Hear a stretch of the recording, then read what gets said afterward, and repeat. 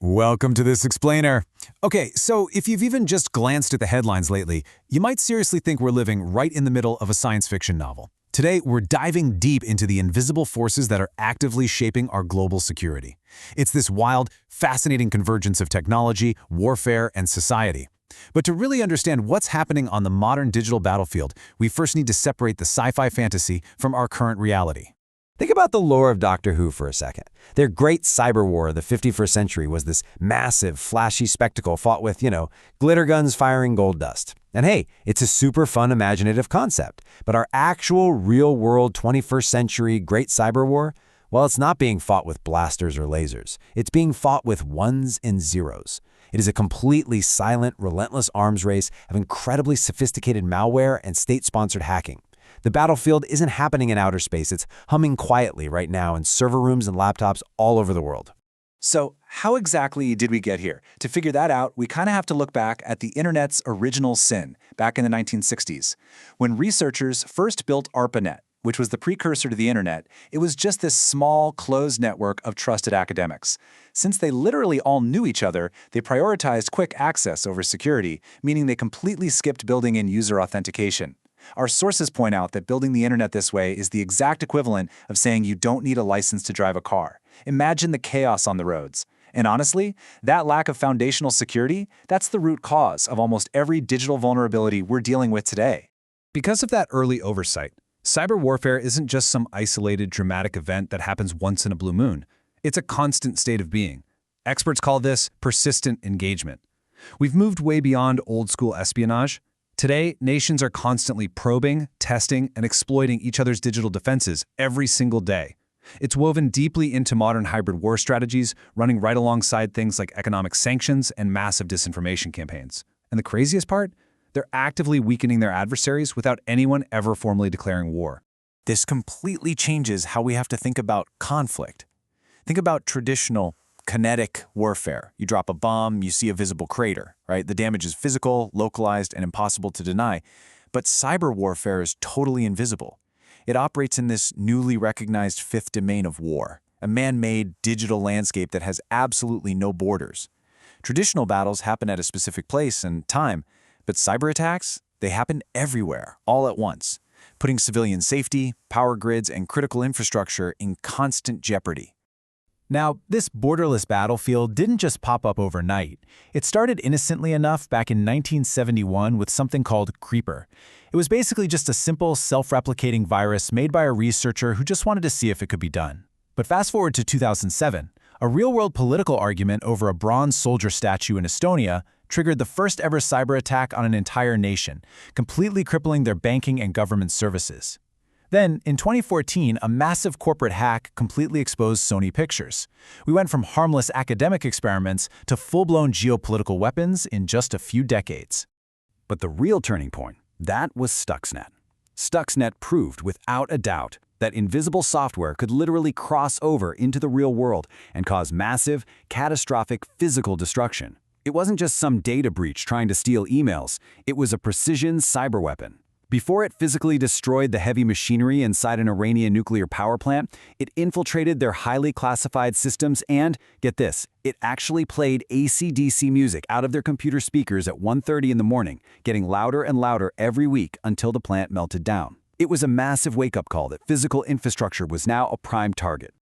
Today, the power dynamics are totally different. We're looking at a deeply complex ecosystem where governments are operating right alongside mercenaries and hacktivists.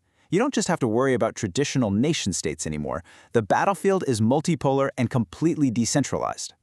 Governments are actually using proxy groups and underground syndicates to do their dirty work. Why? Because it gives them plausible deniability.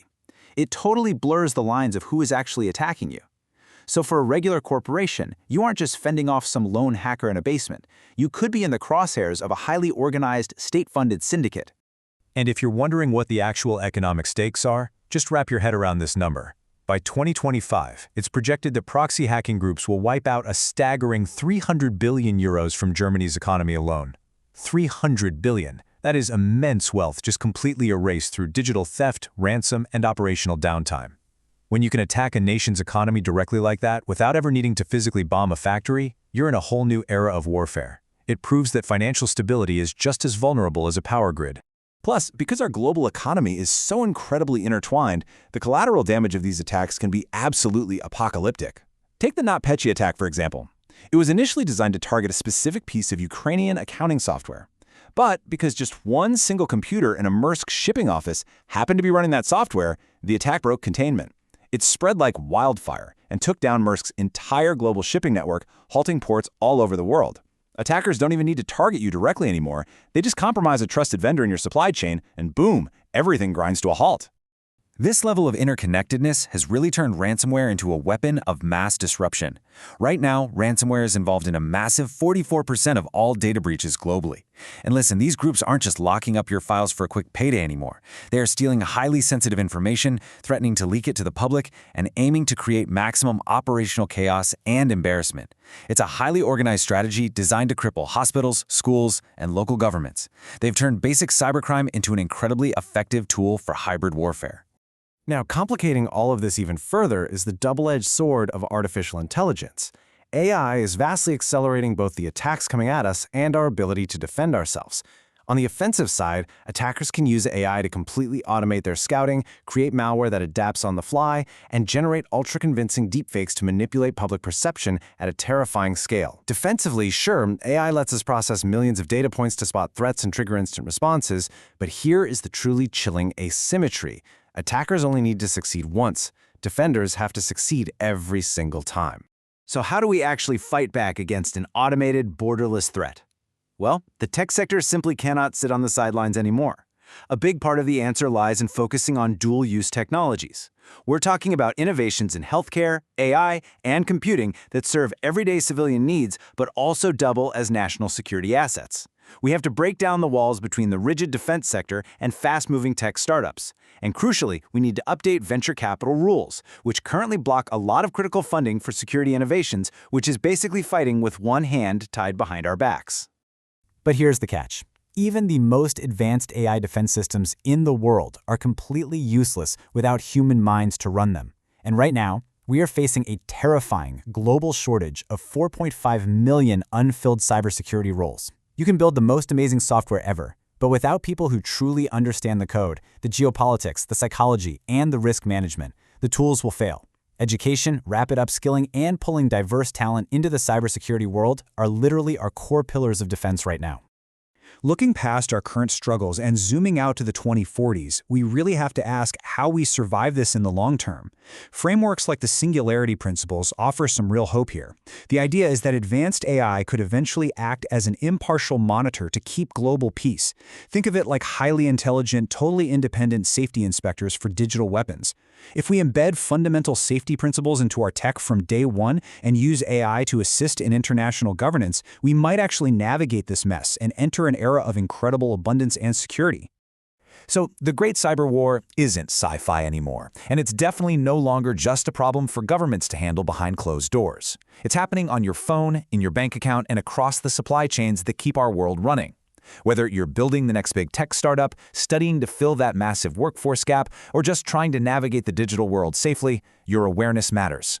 As technology rapidly accelerates toward 2045, the question isn't whether you'll be involved in this digital conflict, but what role you will choose to play. Thank you so much for joining me on this explainer, and I'll see you next time.